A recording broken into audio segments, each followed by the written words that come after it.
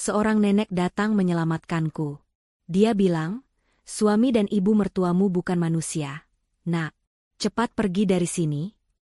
Dan apa yang kutemukan selanjutnya, membuktikan semuanya. Sebelum ceritanya dimulai, silahkan tulis di kolom komentar dari daerah mana saja teman-teman yang menonton cerita ini. Jangan lupa like dan subscribe agar channel ini bisa semakin berkembang dan bisa mempersembahkan cerita yang lebih menarik lagi. Aroma gurih dari bumbu rendang yang meresap sempurna ke dalam daging menyebar lembut di seluruh penjuru dapur. Luna tersenyum tipis, tangannya dengan cekatan mengaduk santan kental yang mulai mengeluarkan minyak. Warna kuahnya sudah berubah menjadi coklat keemasan, pertanda masakan istimewanya hampir matang. Malam ini adalah malam yang spesial, malam perayaan ulang tahun pernikahan pertamanya dengan Angga. Setahun yang terasa seperti sekejap mata, dipenuhi kebahagiaan yang meluap-luap hingga terkadang Luna harus mencubit lengannya sendiri untuk memastikan semua ini bukan mimpi. Ia menata meja makan dengan sangat teliti. Taplak meja berwarna krem, sepasang lilin putih gading di tengahnya, dan 2 set piring keramik terbaik miliknya. Semua harus sempurna, sama seperti kehidupan yang dihadiahkan Angga untuknya.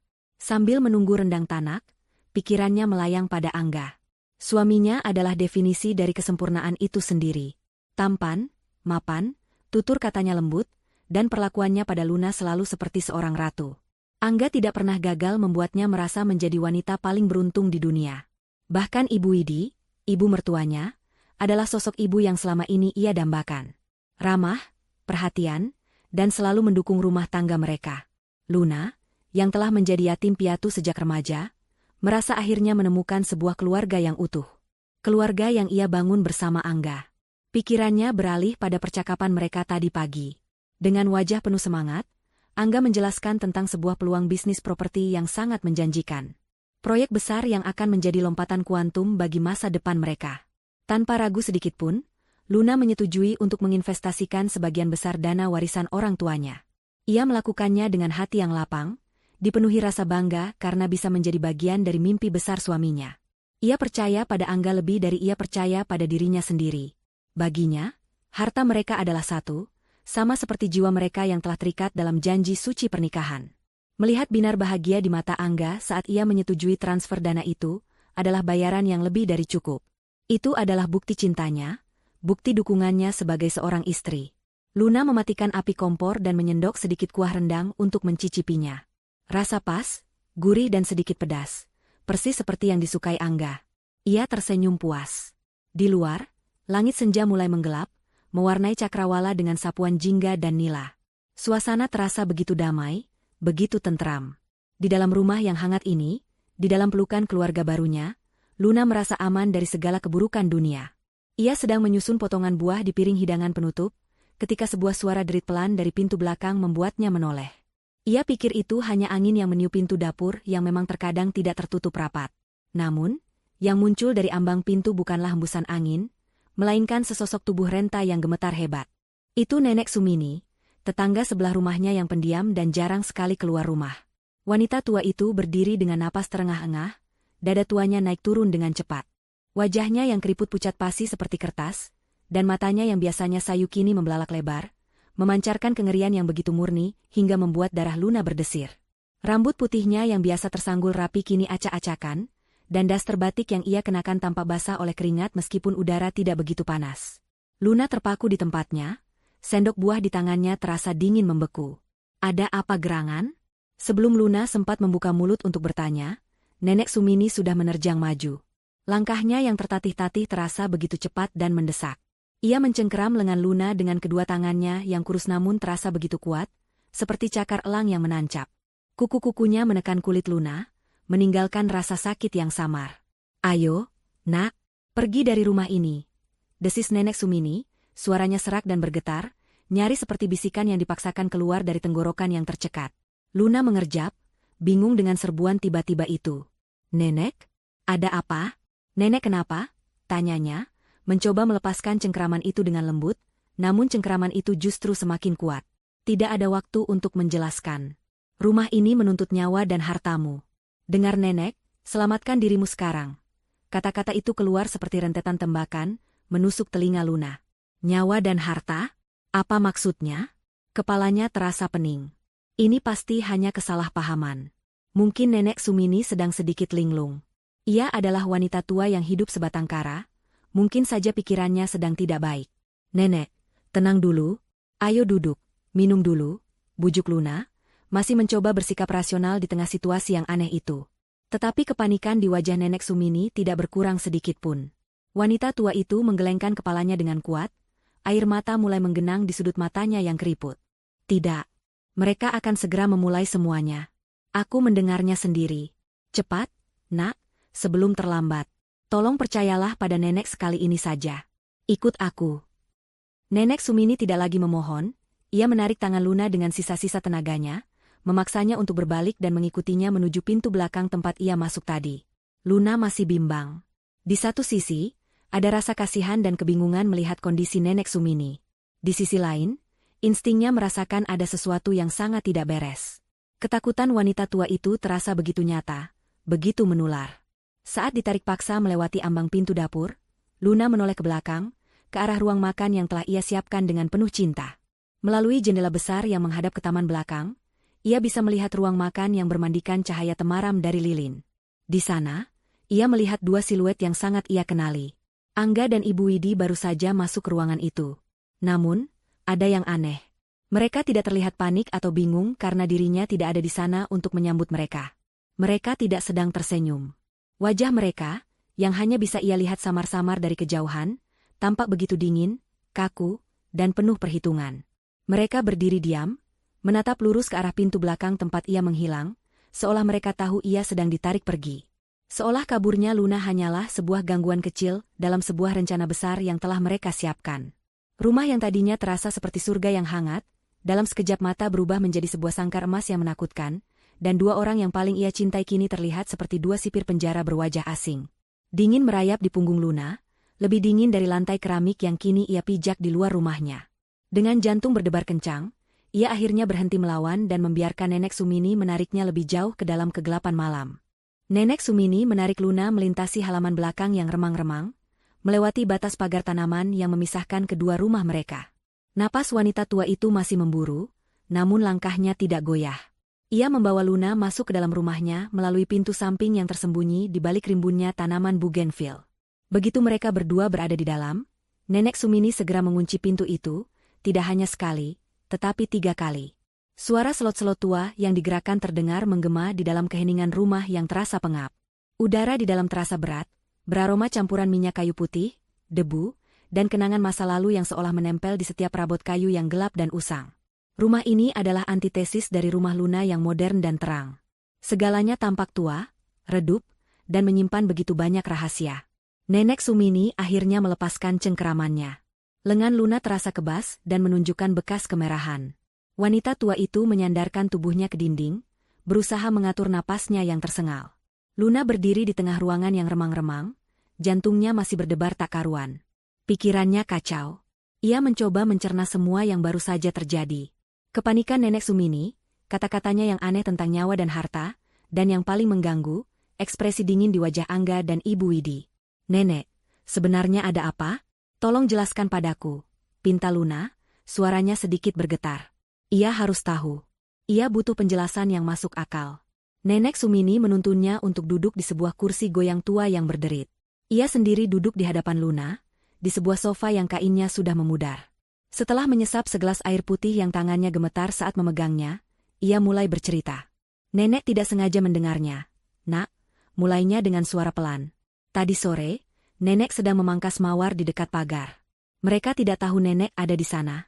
Suamimu, Angga, dan ibunya, mereka sedang berbicara di taman belakang rumahmu. Nenek Sumini berhenti sejenak, matanya menatap Luna dengan sorot penuh iba. Mereka membicarakan malam ini tentang penyempurnaan ritual. Mereka bilang, semua asetmu sudah hampir sepenuhnya beralih nama, dan malam ini adalah puncak dari segalanya. Mereka akan membuatmu tiada, lalu membuat cerita seolah kau pergi meninggalkan suamimu. Kepala Luna terasa berputar. Ritual? Aset beralih nama? Cerita itu terdengar seperti plot dalam sebuah film thriller murahan. Tidak mungkin. Ini Angga, suaminya yang lembut. Ini Ibu Widi, mertuanya yang baik hati. Tidak mungkin, Nek. Pasti ada salah paham. Angga tidak mungkin. Buka matamu, Nak. potong Nenek Sumini, nadanya sedikit meninggi, dipenuhi urgensi. Keserakahan bisa mengubah manusia menjadi iblis. Wanita tua itu kemudian berdiri dan berjalan tertatih ke sebuah lemari kayu jati di sudut ruangan. Dari dalam laci, ia mengeluarkan sebuah album foto tua yang sampulnya sudah usang. Ia kembali duduk dan meletakkan album itu di pangkuan Luna. Dengan jari gemetar, ia membukanya ke sebuah halaman. Di sana, tertempel sebuah foto hitam putih seorang wanita muda yang sangat cantik. Senyumnya manis, namun matanya menyiratkan kesedihan yang samar. "Kau kenal dia?" tanya Nenek Sumini. Luna menggeleng. Wajah itu terasa asing. "Siapa dia?" "Namanya Manda," jawab Nenek Sumini lirih. "Dia istri pertama Angga." Dunia Luna seakan berhenti berputar. Udara di paru-parunya terasa habis. Istri pertama? Angga tidak pernah mengatakan apapun tentang ini. Selama ini ia mengira dirinya lah satu-satunya wanita dalam hidup Angga, satu-satunya yang pernah mengucap janji suci bersamanya. Kebohongan sebesar ini, bagaimana bisa Angga menyembunyikannya? "Angga pernah menikah sebelumnya?" bisik Luna, suaranya nyaris tak terdengar. Nenek Sumini mengangguk pelan. "Manda adalah gadis yang baik, berasal dari keluarga yang sangat kaya. Dia sangat mencintai Angga. Tapi beberapa tahun yang lalu, dia menghilang begitu saja." Cerita yang mereka sebarkan adalah Manda kabur dengan pria lain, membawa lari sebagian harta suaminya. Tapi nenek tahu itu bohong. Nenek adalah tetangga mereka sejak dulu, bahkan sebelum kau pindah ke sini. Mata tua itu menatap lurus ke mata Luna, syarat akan sebuah kebenaran yang mengerikan. Mereka bilang dia kabur. Tapi yang sebenarnya terjadi, bukan hanya nyawanya yang mereka ambil. Nak, seluruh warisan keluarganya lenyap tak bersisa tepat setelah dia menghilang. Kata-kata Nenek Sumini seperti hantaman palu godam di dada Luna. Semua terasa begitu nyata sekarang. Kebohongan Angga tentang statusnya, cerita Nenek Sumini tentang hilangnya Manda, dan kekayaan keluarganya yang ikut lenyap. Tiba-tiba, Luna teringat dengan sangat jelas setiap momen ketika Angga membujuknya dengan senyum manis dan kata-kata cinta untuk menandatangani berkas-berkas. "Ini hanya untuk administrasi, sayang," katanya suatu kali. "Ini untuk masa depan kita bersama," katanya di lain waktu. Ia ingat bagaimana Ibu Widi selalu memujinya, mengatakan betapa beruntungnya Angga memiliki istri yang begitu suportif dan tidak perhitungan. Luna mengira itu adalah pujian. Sekarang ia sadar, itu adalah bagian dari manipulasi. Mereka memuji kepercayaannya sambil menggerogoti hartanya dari belakang. Perasaan ngeri yang dingin dan basah mulai merayap di sekujur tubuhnya. Apakah cintanya selama ini hanya sebuah alat? Apakah seluruh pernikahannya hanyalah sebuah skenario panjang untuk sebuah tujuan yang begitu mengerikan? Ia bukan istri, ia adalah target. Dan malam ini, ia dijadwalkan untuk bernasib sama seperti Manda. Menghilang tanpa jejak, meninggalkan cerita palsu dan harta benda yang telah dirampas. Kepalanya tertunduk, air mata mulai jatuh membasahi foto Manda yang tersenyum sedih di pangkuannya. Keheningan di dalam rumah Nenek Sumini terasa memekakkan telinga. Luna duduk membeku di kursi goyang, tatapannya kosong tertuju pada foto Manda yang masih terbuka di pangkuannya. Setiap kata yang diucapkan Nenek Sumini bergema di kepalanya, tumpang tindih dengan kenangan-kenangan manis yang kini terasa seperti racun. Wajah Angga yang tersenyum, pelukannya yang hangat, bisikan cintanya di tengah malam, semua itu kini terasa seperti bagian dari sebuah sandiwara mengerikan yang telah dirancang dengan begitu sempurna. Rasa sakit akibat pengkhianatan itu begitu dalam, begitu tajam, seolah sebuah belati es baru saja ditancapkan tepat di jantungnya dan diputar perlahan. Syok awal yang membuatnya lemas kini mulai berganti, memuai menjadi sesuatu yang lain. Sesuatu yang dingin, keras, dan penuh amarah. Amarah pada Angga, pada Ibu Widi, dan yang paling besar, amarah pada dirinya sendiri karena begitu buta dan naif. Masih ada sebersit kecil hatinya yang menolak untuk percaya. Secercah harapan bodoh yang berbisik bahwa semua ini hanyalah kesalahpahaman yang luar biasa. Mungkin Nenek Sumini salah dengar. Mungkin Manda memang benar-benar kabur. Mungkin ada penjelasan logis di balik semua ini. Didorong oleh sisa-sisa penyangkalan terakhirnya, Luna merogoh tas tangannya dan mengeluarkan ponsel. Jarinya gemetar saat mencari nama Angga di daftar kontak. "Apa yang mau kau lakukan, Nak?" tanya Nenek Sumini cemas. Luna menatap wanita tua itu, matanya menyiratkan permohonan. "Aku harus mendengarnya sendiri, Nek. Aku harus bicara dengannya." Nenek Sumini menghela napas panjang, tetapi tidak melarang. Ia sepertinya mengerti bahwa Luna perlu menghancurkan sendiri ilusi terakhirnya. Luna menekan tombol panggil. Jantungnya berdebar begitu kencang, hingga ia bisa merasakannya bergetar di tenggorokannya. Setelah 2 kali dering, Angga menjawab.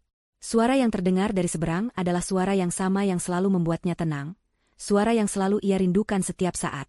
Suara suaminya. Sayang, kamu di mana? Aku dan ibu sudah sampai di rumah. Makan malamnya sudah siap. Aku khawatir sekali. Suara Angga terdengar begitu tulus, dipenuhi kecemasan palsu yang kini terasa begitu memuakan. Perut Luna terasa mulas. Ia harus menelan ludah untuk membasahi tenggorokannya yang kering sebelum bisa menjawab. Maaf, Mas. Tadi aku mampir ke apotek sebentar. Kepalaku agak pusing. Jawabnya, berusaha sekuat tenaga agar suaranya tidak bergetar. Kebohongan itu terasa seperti bara panas di lidahnya. Pusing? Kenapa tidak bilang? Aku bisa menjemputmu. Ya sudah, cepat pulang ya, sayang. Aku sudah tidak sabar merayakan hari jadi kita. Aku punya kejutan spesial untukmu, lanjut Angga dengan nada mesra. Sebuah kejutan spesial. Luna kini tahu kejutan macam apa yang menunggunya. Belati dingin dan kuburan tanpa nama. Iya, Mas. Sebentar lagi aku pulang. Jawabnya singkat, lalu segera mematikan sambungan telepon sebelum pertahanannya runtuh. Ia menatap layar ponselnya yang gelap. Topeng itu sempurna. Angga adalah seorang aktor yang brilian. Tidak ada sedikitpun keraguan atau nada aneh dalam suaranya. Ia berbohong semudah ia bernapas. Dan dengan itu, harapan bodoh terakhir di hati Luna padam selamanya, meninggalkan abu dingin dari kenyataan yang pahit. Sekarang kau percaya? Tanya Nenek Sumini lembut. Luna hanya bisa mengangguk pelan. Air matanya kini mengalir tanpa bisa ia cegah. Ia menangis bukan karena sedih, tetapi karena marah dan jijik.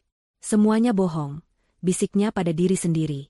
Semua kebaikannya, semua cintanya, semuanya bohong.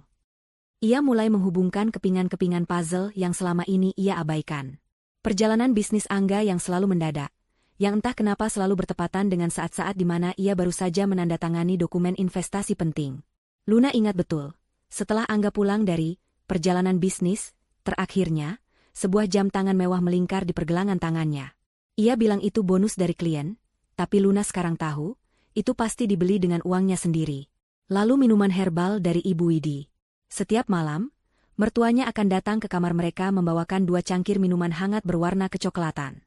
Untuk menjaga stamina kalian sebagai pengantin baru, begitu katanya sambil tersenyum keibuan. Luna selalu meminumnya sampai habis. Menganggap itu sebagai bentuk perhatian. Tapi ia sering merasa sangat mengantuk dan lemah setelah meminumnya. Bahkan terkadang ia tidur begitu lelap, hingga tidak mengingat apapun keesokan paginya. Ia selalu mengira itu hanya efek dari ramuan herbal tradisional. Kini ia sadar, minuman itu adalah racun yang dilemahkan, alat untuk menaklukkannya secara perlahan, membuat jiwa dan raganya rapuh dan siap untuk dipersembahkan. Mereka tidak hanya merampoknya, mereka juga meracuninya. Luna menutupi wajahnya dengan kedua tangan, bahunya terguncang hebat. Ia teringat dengan sangat jelas suatu sore beberapa bulan lalu. Angga datang dengan wajah panik, membawa setumpuk dokumen. Katanya ada masalah mendesak dengan warisan ayahnya, dan ia butuh tanda tangan Luna sebagai istri untuk beberapa surat kuasa. Aku tidak mengerti isinya, Mas, kata Luna waktu itu. Angga tersenyum, senyum menenangkan yang selalu berhasil melucuti semua pertahanan Luna. Tidak usah dipikirkan, sayang. Ini hanya formalitas hukum. Percaya padaku. Dan ia percaya. Ia menandatangani setiap lembar kertas tanpa membacanya, dibutakan oleh cinta dan kepercayaan. Betapa bodohnya dia. Nenek Sumini meletakkan tangannya yang keriput di bahu Luna. Jangan salahkan dirimu, nak. Mereka adalah serigala berbulu domba. Siapapun akan tertipu. Wanita tua itu kemudian berdiri. Kau harus melihat sendiri buktinya. Kau harus tahu seberapa dalam kebusukan mereka. Ia berjalan kembali ke lemari tua, kali ini mengambil sebuah kunci kuningan yang sudah berkarat. Ia menyerahkannya pada Luna. Ini kunci duplikat ke ruangan di lantai atas. Ruangan yang selalu mereka sebut sebagai gudang peninggalan almarhum ayah Angga. Jangan percaya. Itu adalah pusat dari semua kejahatan mereka. Ayah nenek yang membangun rumah itu puluhan tahun lalu, sebelum keluarga Angga membelinya.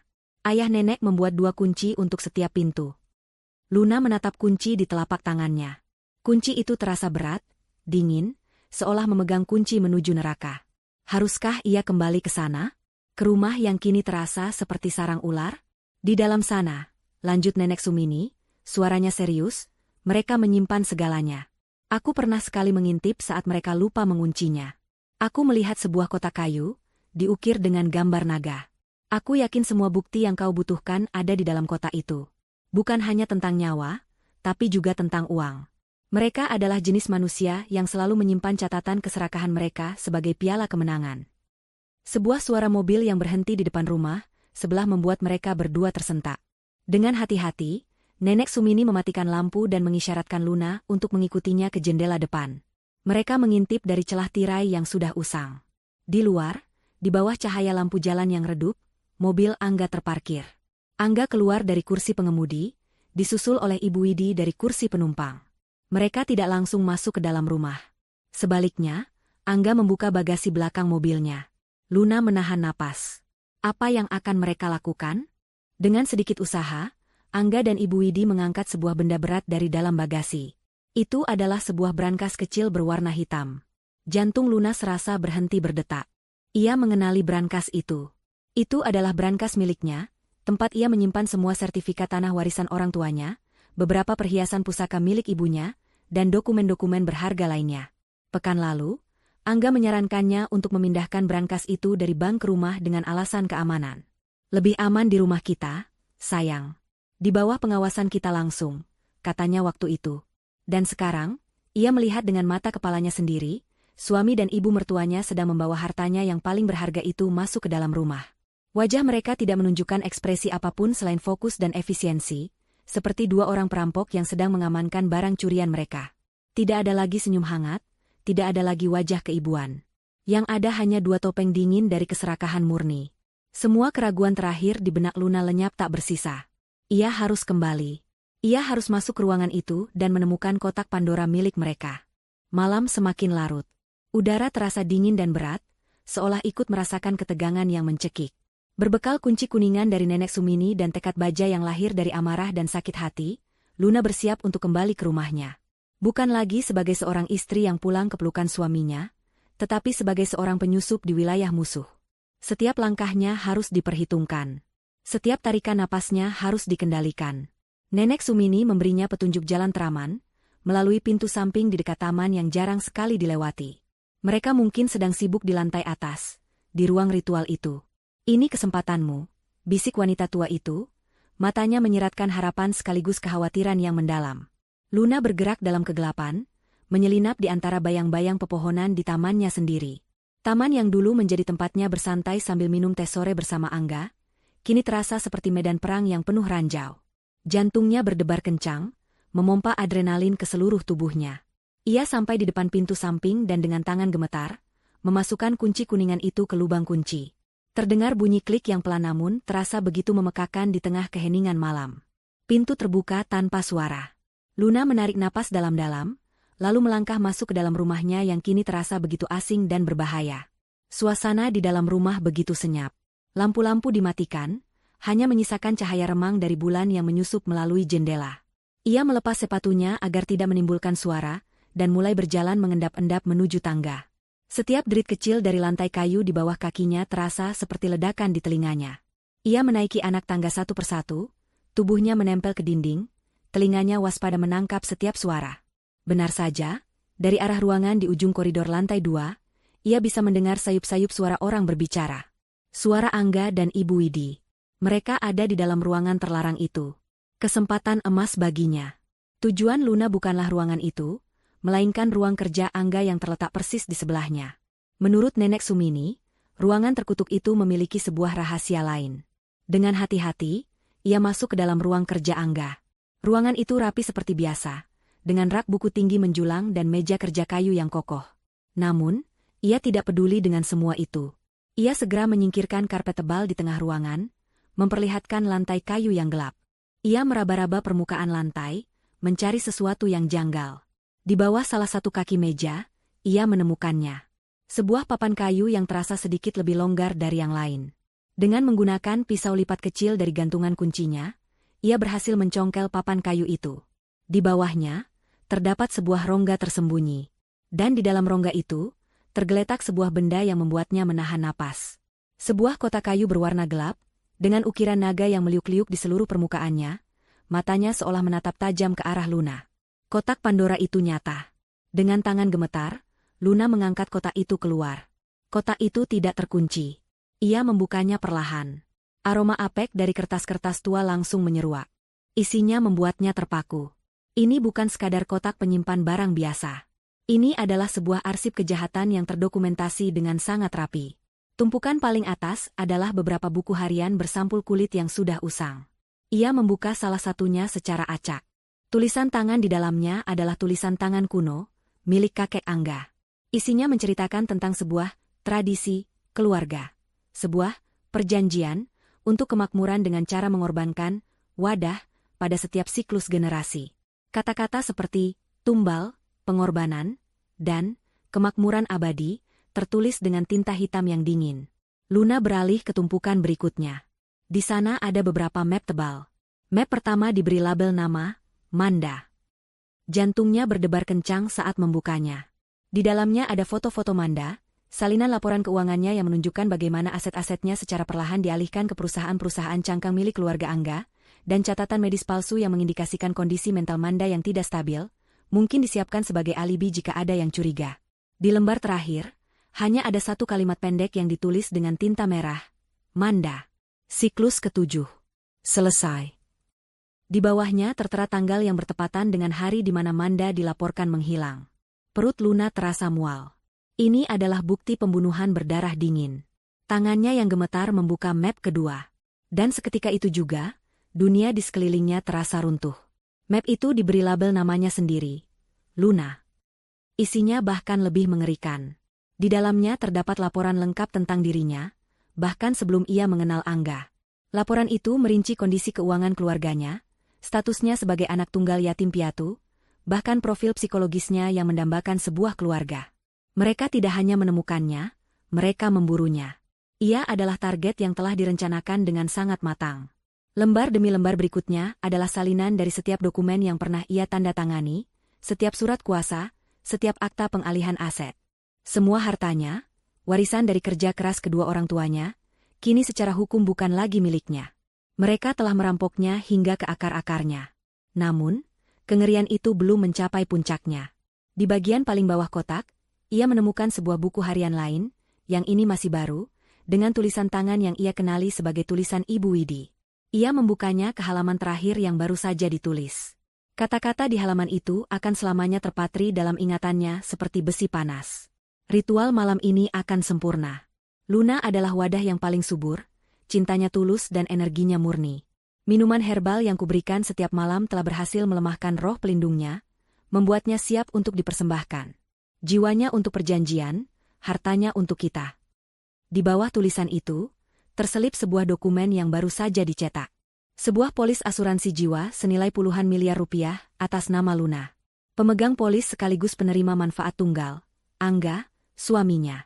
Tanggal aktif polis itu adalah hari ini. Tanggal klaim bisa diajukan mulai besok. Kematiannya bukan hanya sebuah ritual, tapi juga sebuah transaksi finansial yang sangat menguntungkan. Saat itulah Luna mengerti. Ia bukan hanya akan dibunuh. Seluruh eksistensinya, dari cinta hingga nyawanya, telah diubah menjadi angka-angka di atas kertas untuk memperkaya keluarga iblis ini. Tepat ketika ia mencerna kengerian terakhir itu, sebuah suara langkah kaki terdengar di koridor, mendekat ke arah ruang kerja. Jantung Luna serasa berhenti berdetak. Mereka datang. Suara langkah kaki itu berhenti tepat di depan pintu ruang kerja. Jantung Luna serasa melonjak ke tenggorokan dan berhenti berdetak di sana. Seluruh tubuhnya kaku, matanya terpaku pada kenop pintu berwarna keperakan. Di tangannya, ia masih mencengkeram lembaran polis asuransi jiwa dan halaman terakhir dari buku harian Ibu Widi. Kertas-kertas itu terasa seperti vonis mati yang tertulis. Tidak ada waktu untuk menyembunyikan kotak itu kembali. Tidak ada waktu untuk lari. Ia terjebak. Ia hanya bisa menahan napas, menunggu pintu itu terbuka dan takdirnya terungkap. Kenop pintu berputar pelan, tanpa suara. Pintu terbuka, menampakkan sesosok figur yang selama setahun ini selalu ia sambut dengan senyum dan pelukan hangat. Ibu Widi. Wanita itu berdiri di ambang pintu, matanya yang biasanya memancarkan kelembutan keibuan kini menatap lurus ke arah Luna. Tatapannya tidak menunjukkan keterkejutan, kemarahan, atau bahkan kepanikan. Yang ada hanyalah ketenangan yang dingin dan mengerikan, seolah ia memang sudah menduga akan menemukan Luna di sana, di tengah tumpukan bukti kejahatan mereka. Seolah ini semua adalah bagian dari rencananya. Masker kebaikan yang selama ini ia kenakan dengan begitu sempurna, kini lurus sepenuhnya, memperlihatkan wajah asli dari iblis yang bersembunyi di baliknya. Hening menyelimuti ruangan selama beberapa detik yang terasa seperti keabadian. Mereka hanya saling tatap. Luna dengan napas tertahan dan mata membelalak ngeri, Ibu Widi dengan senyum tipis yang sama sekali tidak mencapai matanya. Senyum kemenangan yang kejam. Sudah puas melihat-lihat, menantu bodoh, suara Ibu Widi memecah keheningan. Suaranya tidak lagi terdengar ramah dan keibuan. Nada bicaranya datar, dingin, dan penuh dengan hinaan yang menusuk. Setiap kata yang keluar dari mulutnya adalah racun. Luna tidak bisa menjawab. Lidahnya terasa keluh, tubuhnya gemetar tak terkendali.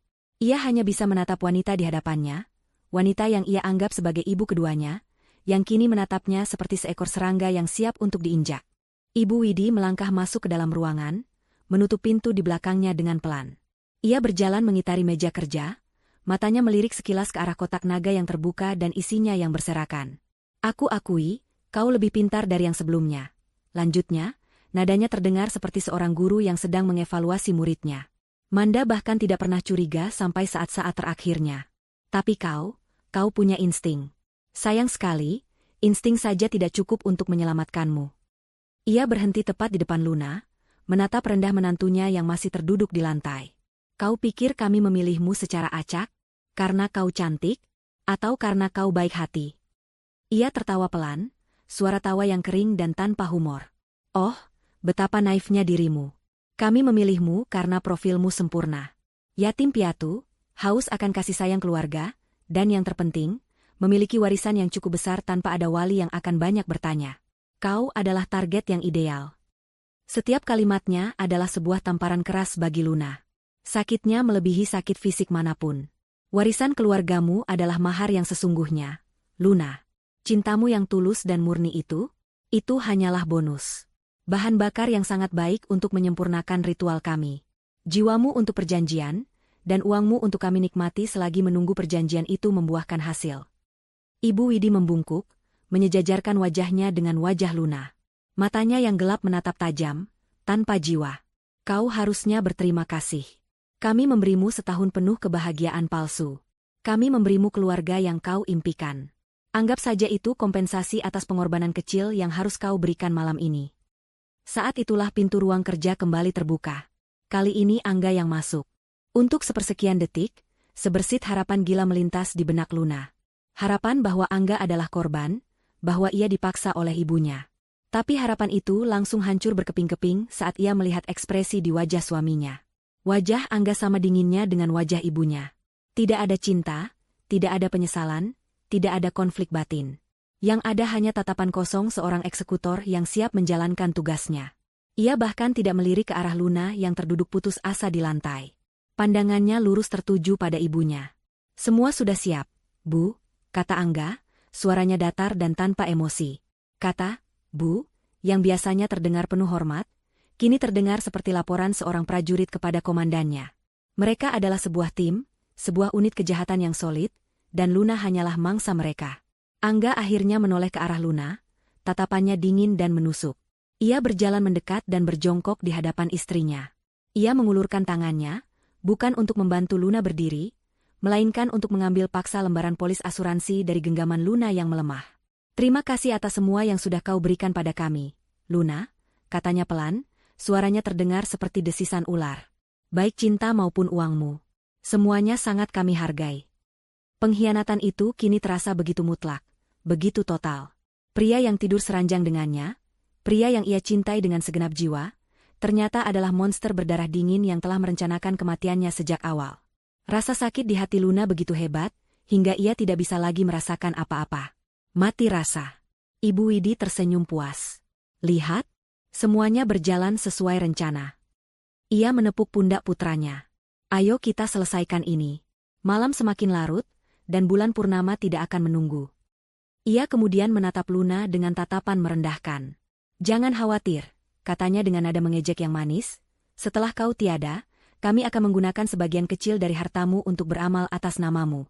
Kau akan dikenang oleh semua orang sebagai istri yang baik hati dan dermawan, yang meninggal secara tragis dalam sebuah kecelakaan. Sungguh akhir yang indah, bukan? Hinaan terakhir itu berhasil menembus lapisan mati rasa di hati Luna, menyulut sebuah api amarah yang membara. Amarah itulah yang memberinya kekuatan saat Angga dan Ibu Widi mencengkeram lengannya dengan kasar, menariknya berdiri, dan mulai menyeretnya keluar dari ruang kerja. Bukan menuju pintu keluar untuk kebebasan, melainkan menuju ruangan di ujung koridor. Menuju altarnya. Menuju akhir hidupnya. Tubuh Luna dihempaskan dengan kasar ke lantai yang dingin di dalam ruangan terkutuk itu. Pintu di belakangnya ditutup dan dikunci, suara selotnya terdengar seperti ketukan palu hakim yang menjatuhkan vonis. Ruangan itu terasa pengap, dipenuhi aroma dupa murahan yang bercampur dengan bau anyir yang samar, seperti bau darah yang sudah mengering. Di bawah cahaya remang dari beberapa lilin hitam yang menyala, Luna bisa melihat dengan jelas kengerian di sekelilingnya. Dindingnya dicat dengan simbol-simbol aneh yang tidak ia mengerti. Di tengah ruangan, berdiri sebuah altar batu yang puncaknya sedikit cekung dan bernoda gelap. Di atas altar itu, tergeletak sebilah belati kuno dengan gagang berukir. Ini nyata. Semua cerita Nenek Sumini, semua tulisan di buku harian itu, semuanya nyata. Angga dan Ibu Widi mengikat tangan dan kakinya ke sebuah kursi kayu yang kokoh. Mereka bekerja dalam diam, dengan efisiensi yang terlatih. Tidak ada lagi percakapan, tidak ada lagi ejekan. Yang ada hanya fokus dingin untuk menyelesaikan pekerjaan mereka. Keputusasaan sempat mengancam untuk menelan Luna sepenuhnya. Ia akan mati di sini, seperti Manda. Dilupakan, dengan nama baik yang dicemarkan, sementara para pembunuhnya hidup dalam kemewahan dengan hartanya. Namun, saat Angga mengencangkan ikatan terakhir di pergelangan tangannya, tatapan dingin suaminya itu bertemu dengan matanya. Dan di sana, di dalam sorot mata Angga yang kosong, Luna tidak lagi melihat pria yang ia cintai. Ia melihat seorang pengecut. Seorang monster. Dan api amarah yang tadi sempat menyala, kini berkobar menjadi neraka. Ia tidak akan mati sebagai korban yang pasrah. Jika ia harus mati malam ini, ia akan mati sambil berjuang. Sementara itu, di rumah sebelah, Nenek Sumini berjalan mondar-mandir di ruang tamunya yang sempit. Kecemasan menggerogoti hatinya seperti rayap. Sudah hampir 1 jam sejak Luna menyelinap kembali ke rumahnya, dan gadis itu belum juga kembali. Firasat buruk menyelimuti wanita tua itu. Ia tahu keluarga Widi itu kejam, tapi ia tidak menyangka mereka akan bertindak secepat ini. Setiap menit yang berlalu terasa seperti 1 jam. Nenek Sumini bukanlah sekadar tetangga yang usil. Ia memiliki alasan pribadi yang membuatnya mengawasi keluarga itu selama bertahun-tahun. Manda, korban pertama Angga, adalah cucu dari sepupunya. Seorang gadis lugu yang ia lihat tumbuh besar. Ketika Manda menghilang dan polisi menutup kasusnya begitu saja, Nenek Sumini tahu ada yang tidak beres. Ia bersumpah pada dirinya sendiri, suatu hari nanti, ia akan menemukan keadilan untuk Manda. Dan malam ini, ia tidak akan membiarkan ada korban lagi. Menunggu lebih lama lagi adalah sebuah kesalahan. Ia tidak bisa hanya duduk diam. Polisi setempat tidak bisa diandalkan. Keluarga Widi memiliki pengaruh dan uang, mereka bisa dengan mudah membungkam siapapun. Nenek Sumini tahu ia hanya punya satu kesempatan. Satu orang yang mungkin mau mendengarkannya. Ia membuka buku telepon tuanya, mencari sebuah nama dengan jari-jarinya yang gemetar. Baskoro. Pensiunan detektif polisi. Pria itu adalah penyelidik utama dalam kasus hilangnya Manda bertahun-tahun yang lalu. Nenek Sumini ingat betul bagaimana frustrasinya detektif Baskoro ketika kasus itu dipaksa ditutup oleh atasannya karena tekanan dari pihak berpengaruh. Kasus itu adalah noda dalam karirnya, sebuah kegagalan yang selalu menghantuinya. Nenek Sumini bertaruh pada rasa penyesalan pria itu. Dengan tangan gemetar, ia menekan nomor telepon itu. Suara serak dan lelah seorang pria tua menjawab di seberang. Nenek Sumini tidak membuang waktu. Pak Baskoro, ini Sumini, tetangga Manda, katanya cepat. Keluarga Widi akan melakukannya lagi. Malam ini, ada korban baru di dalam rumah itu sekarang. Namanya Luna. Kali ini saya punya bukti, Pak. Bukan hanya soal pembunuhan, tapi juga penipuan besar-besaran. Di dalam ruang ritual, Luna mengedarkan pandangannya dengan panik, mencari celah, mencari apapun yang bisa menjadi harapan. Angga dan ibunya sedang sibuk di depan altar, mempersiapkan ramuan dalam sebuah cawan. Mereka membelakanginya. Inilah kesempatannya. Matanya tertuju pada lantai kayu di dekat dinding. Ia teringat cerita Nenek Sumini, bahwa ayahnya yang membangun rumah ini. Mungkin ada sesuatu, sebuah cacat dalam konstruksi, sebuah jalan rahasia. Pandangannya kemudian menangkap sesuatu yang janggal. Sebuah lubang ventilasi udara kecil dari kuningan, tepat di dekat lantai, sebagian tertutup oleh lemari kecil. Lubang itu tampak tua dan mungkin sudah tidak berfungsi. Tapi itu adalah sebuah lubang. Sebuah koneksi ke dunia luar. Dengan sekuat tenaga, Luna mulai menggoyangkan kursinya, sedikit demi sedikit, tanpa menimbulkan suara. Ia harus mendekati dinding itu. Keringat membasahi pelipisnya. Ikatan di tangannya terlalu kuat, tetapi kakinya masih memiliki sedikit ruang gerak. Beberapa senti demi beberapa senti, ia berhasil menggeser kursinya mendekati lubang ventilasi itu. Ia tidak bisa membukanya. Tapi ia bisa mengirim sinyal.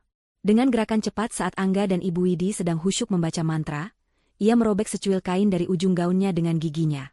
Robekan itu kecil, tapi cukup.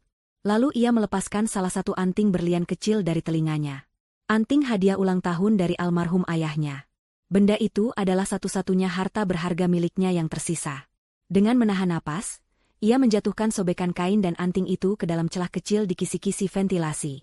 Ia mendengar suara, tik, pelan saat benda itu jatuh ke dalam saluran pipa di baliknya.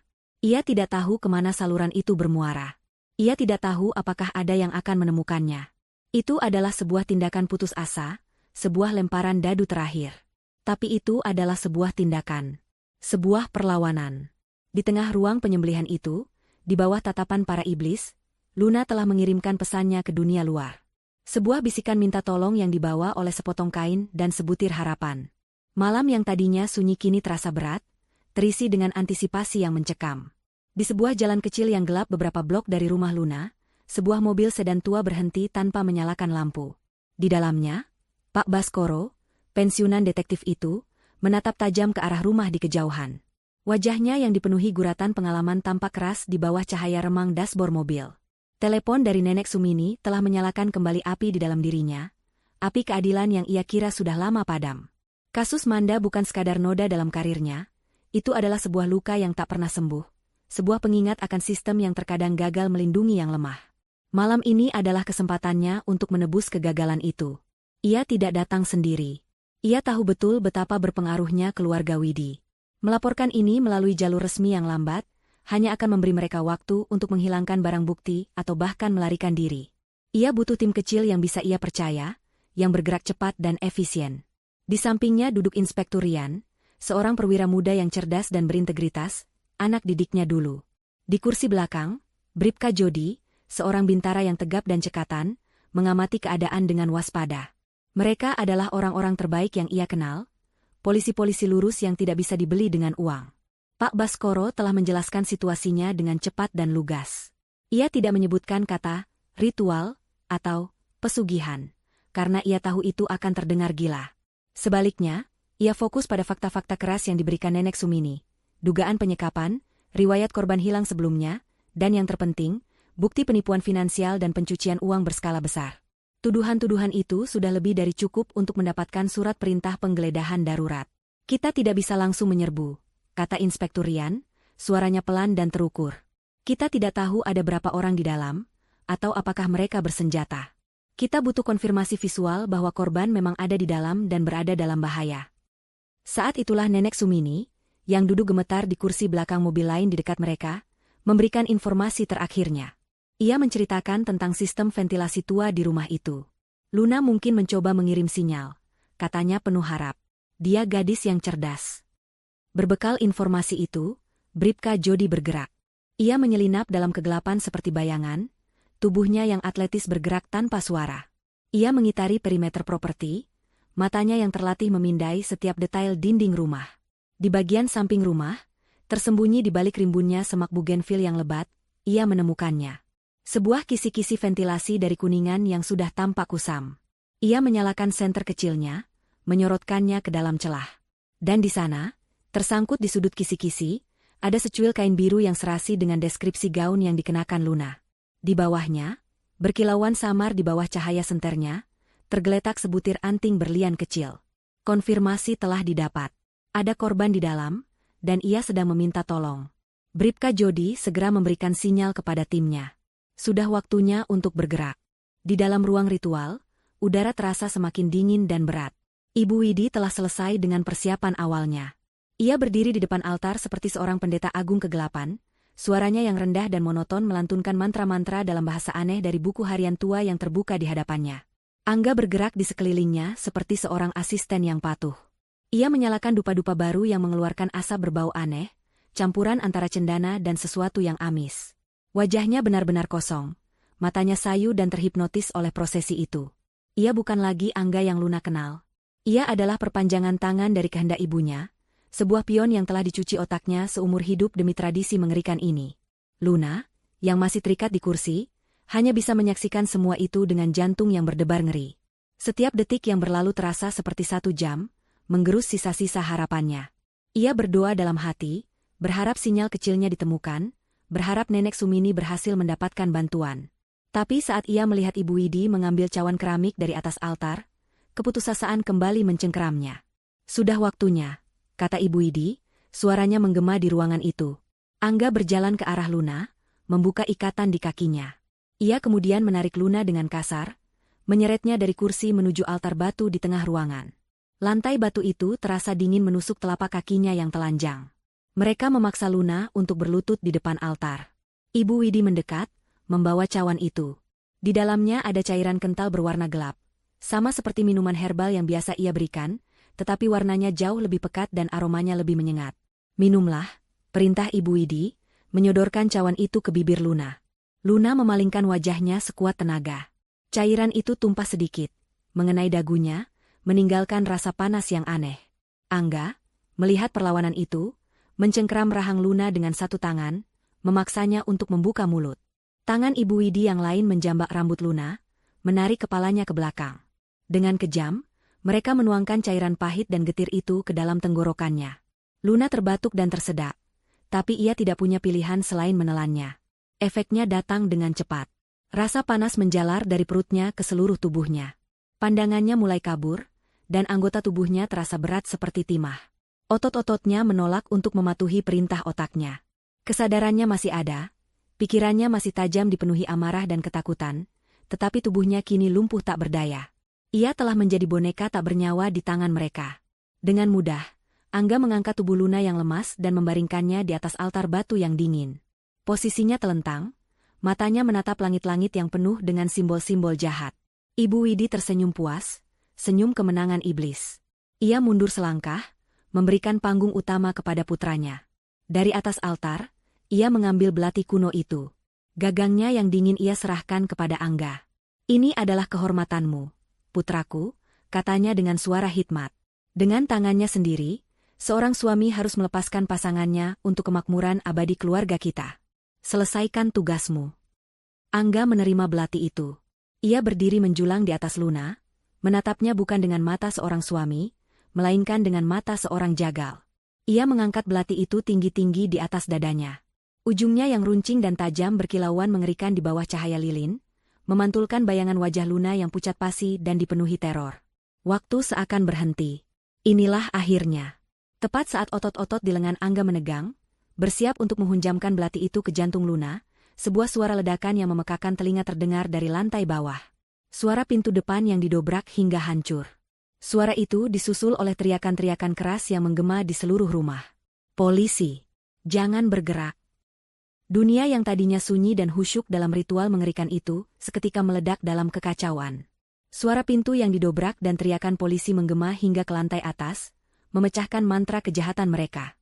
Angga, yang lengannya sudah siap untuk menghunjamkan belati, membeku di tempat. Matanya yang tadinya kosong kini membelalak kaget, cengkeramannya pada belati sedikit mengendur. Ibu Widi adalah yang pertama bereaksi. Wajahnya yang tadinya tenang dan penuh kemenangan berubah menjadi seringai kemarahan yang mengerikan. Beraninya mereka, desisnya seperti ular. Momen singkat yang penuh kekacauan itu adalah sebuah keajaiban bagi Luna. Sebelum Angga atau Ibu Widi sempat melakukan apapun, pintu ruang ritual itu ditendang hingga terbuka. Pak Baskoro adalah yang pertama masuk, pistol di tangannya teracung lurus ke arah Angga. Di belakangnya, Inspektur Rian dan Bribka Jodi bergerak cepat, mengepung ruangan. Mata para petugas polisi itu melebar saat melihat pemandangan di hadapan mereka. Seorang wanita tak berdaya di atas altar, seorang pria dengan belati terangkat, dan seorang wanita tua yang dikelilingi oleh simbol-simbol pemujaan. Ini lebih buruk dari yang mereka bayangkan. Jatuhkan pisaunya. Sekarang, teriak Pak Baskoro, suaranya yang serak dipenuhi otoritas yang tak terbantahkan. Angga, yang terkejut, menjatuhkan belati itu. Benda itu jatuh ke lantai dengan bunyi denting yang nyaring. Dalam sekejap, Bribka Jody sudah menerjangnya, membantingnya ke lantai dan memborgol tangannya di belakang punggung dengan kasar. Angga tidak melawan, tubuhnya lemas seperti boneka kain, topeng predatornya hancur, hanya menyisakan kebingungan dan ketakutan. Ibu Widi, sebaliknya, tidak menyerah begitu saja. Ia menjerit dengan suara melengking, sebuah jeritan kemarahan, bukan ketakutan. Ia menerjang ke arah altar, mencoba meraih sebuah buku tebal, seolah benda itu bisa menyelamatkannya. Namun, Inspektur Rian lebih cepat. Ia mencegat wanita tua itu dan memborgolnya. Ibu Widi meronta-ronta, melontarkan kutukan dan ancaman kepada para petugas. "Kalian tidak tahu siapa kami. Kalian akan menyesali ini," teriaknya, wajahnya dipenuhi kebencian. Sementara kekacauan itu berlangsung, Pak Baskoro segera menghampiri Luna. Ia melepaskan pistolnya dan menyampirkan jaketnya ke tubuh Luna yang gemetar. "Anda aman sekarang, Bu Luna," katanya dengan suara yang menenangkan. Luna menatap wajah detektif tua itu, wajah orang asing yang kini terasa seperti wajah seorang penyelamat. Efek ramuan itu masih membuatnya pusing dan lemas. Tetapi gelombang kelegaan yang luar biasa dahsyat menyapu dirinya, membuatnya menangis tanpa suara. Mimpi buruk ini akhirnya berakhir. Setelah kedua tersangka diamankan dan dibawa turun, penyelidikan menyeluruh pun dimulai. Rumah yang tadinya tampak mewah dan terawat itu kini diobrak-abrik oleh tim forensik. Dan sedikit demi sedikit, kebusukan yang tersembunyi di baliknya mulai terungkap ke permukaan. Di ruang kerja Angga, mereka menemukan kotak berukir naga itu. Seorang ahli kejahatan finansial yang ikut dalam tim itu tercengang melihat isinya. Tumpukan dokumen itu adalah bukti dari penipuan dan pencucian uang yang sangat terorganisir dan telah berlangsung selama bertahun-tahun. Brankas berisi aset-aset curian juga ditemukan. Ini bukan lagi sekadar kasus percobaan pembunuhan, ini adalah kasus kejahatan kerah putih yang sangat besar. Namun, penemuan yang paling mengerikan terjadi di ruang ritual. Pak Baskoro, yang dihantui oleh kasus Manda, menatap altar batu itu dengan curiga. Dalam salah satu buku harian, ia pernah membaca sebuah kalimat samar tentang persembahan harus menyatu dengan dasar pemujaan. Berdasarkan firasatnya, ia meminta tim untuk memeriksa altar itu. Setelah beberapa kali ketukan, mereka menyadari bahwa altar itu tidak padat seluruhnya.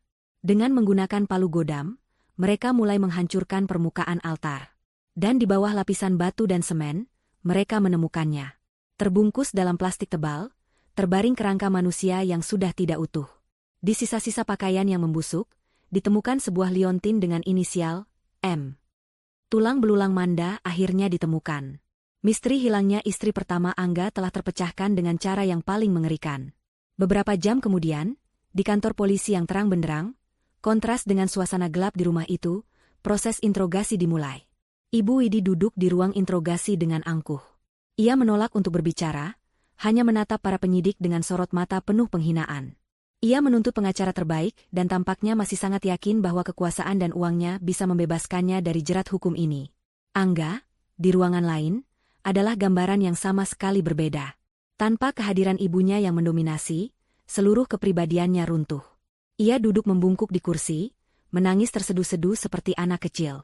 Topeng suami sempurna dan predator berdarah dingin itu telah lenyap, hanya menyisakan sosok pria dewasa yang lemah, menyedihkan, dan manja.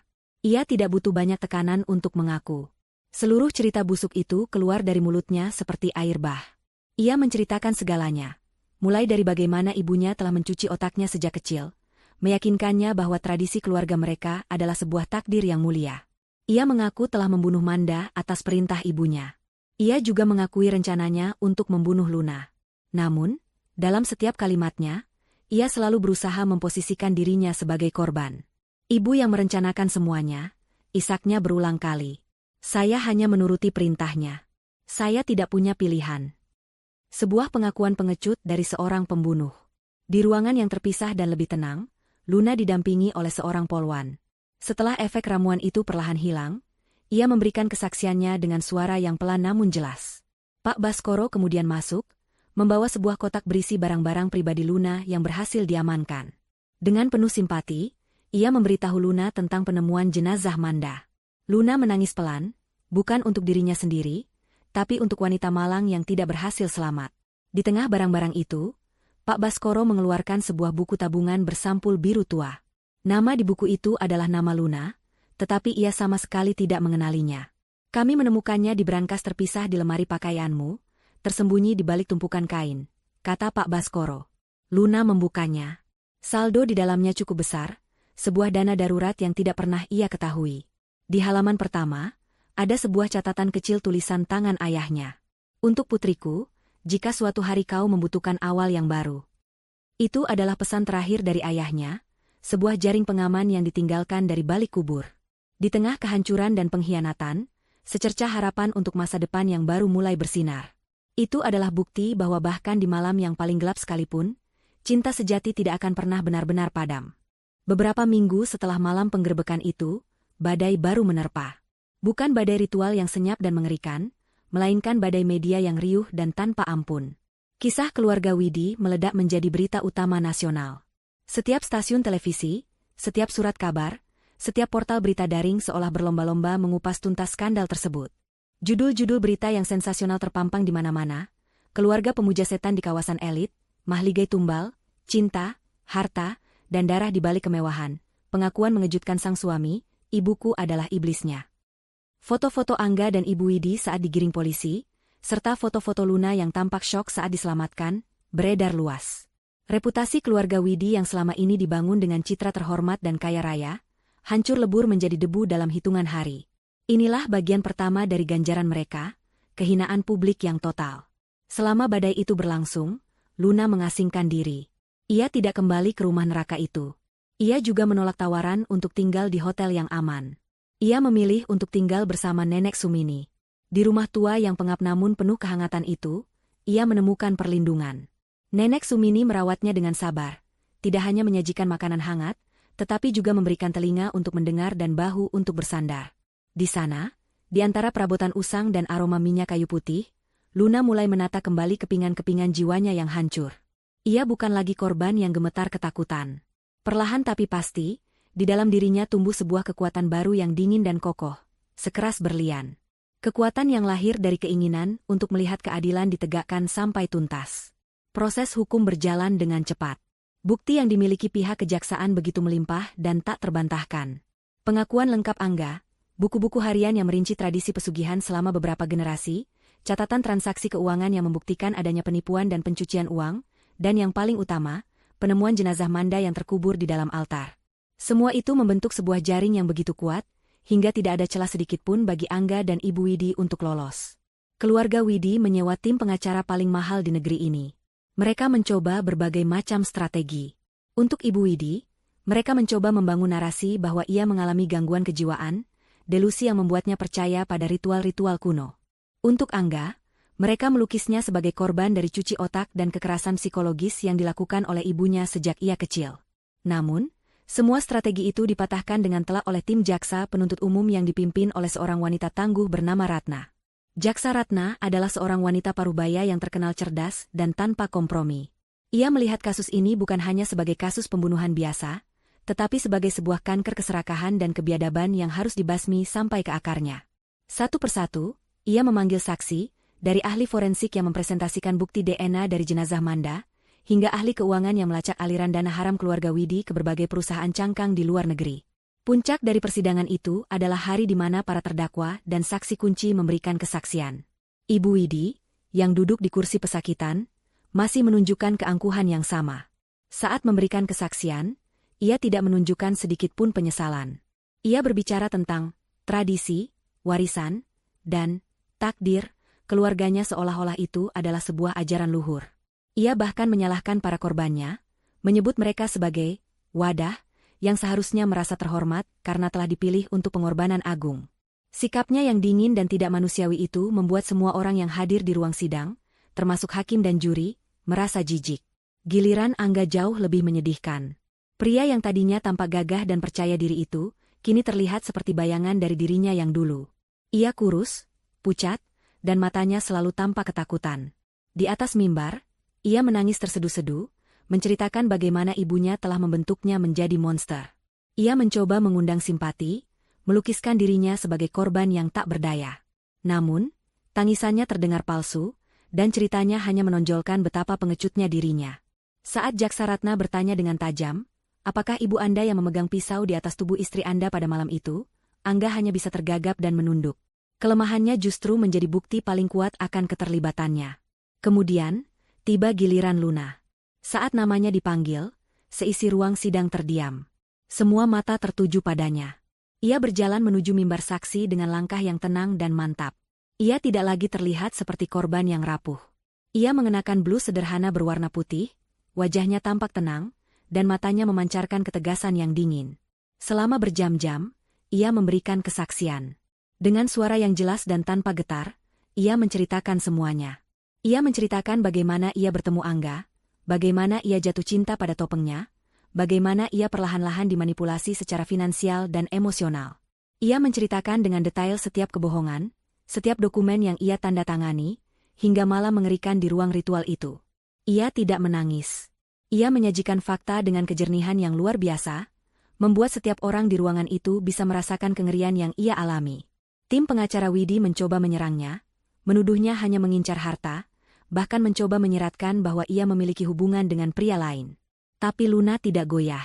Ia menjawab setiap pertanyaan dengan bukti dan logika yang tak terbantahkan. Kesaksiannya adalah paku terakhir di peti mati Angga dan Ibu Widi. Akhirnya, hari pembacaan vonis pun tiba. Ruang sidang penuh sesak.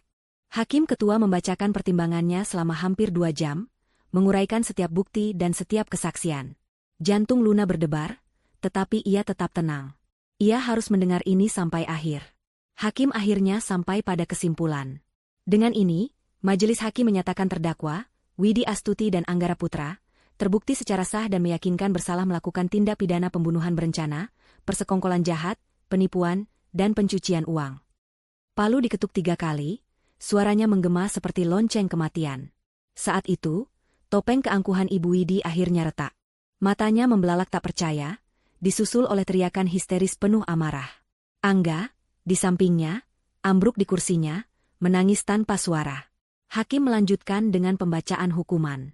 Menjatuhkan hukuman kepada terdakwa Widi Astuti dengan pidana mati.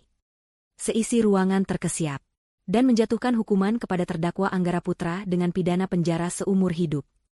Palu diketuk sekali lagi. Ganjaran yang setimpal telah dijatuhkan. Tidak hanya itu, hakim juga memutuskan bahwa seluruh aset kekayaan milik keluarga Widi yang terbukti berasal dari hasil kejahatan, disita sepenuhnya oleh negara. Kerajaan mereka, warisan yang mereka bangun di atas darah dan air mata, kini musnah tak bersisa. Saat petugas membawa Ibu Widi dan Angga keluar dari ruang sidang, Luna menatap mereka untuk terakhir kalinya. Tidak ada lagi rasa takut, yang ada hanya rasa lega yang amat sangat. Keadilan telah ditegakkan. Saat berjalan keluar dari gedung pengadilan, Luna langsung dikerumuni oleh wartawan. Kilatan lampu kamera menyilaukan matanya. Dulu, ia pasti akan lari dan bersembunyi. Tapi tidak lagi. Ia berhenti, menatap lurus ke arah kamera dan kerumunan. Dengan suara yang kuat dan jelas, ia memberikan pernyataan singkat. Hari ini, keadilan bukan hanya untuk saya atau untuk Manda. Ini adalah kemenangan bagi semua orang yang pernah menjadi korban dari manipulasi dan keserakahan. Penderitaan saya telah berakhir, tetapi saya tahu di luar sana masih banyak yang menderita dalam diam. Ia berhenti sejenak, menarik napas dalam-dalam. Oleh karena itu, saya berjanji, sisa hidup saya dan sebagian aset saya yang berhasil diselamatkan, akan saya gunakan untuk mendirikan sebuah yayasan. Sebuah tempat aman bagi para korban untuk bersuara, memulihkan diri, dan mendapatkan kembali kekuatan mereka. Setelah mengatakan itu, ia berjalan menembus kerumunan, meninggalkan para wartawan yang terdiam. Di tengah reruntuhan masa lalunya, Luna baru saja meletakkan batu pertama untuk membangun masa depannya yang baru. 1 tahun berlalu.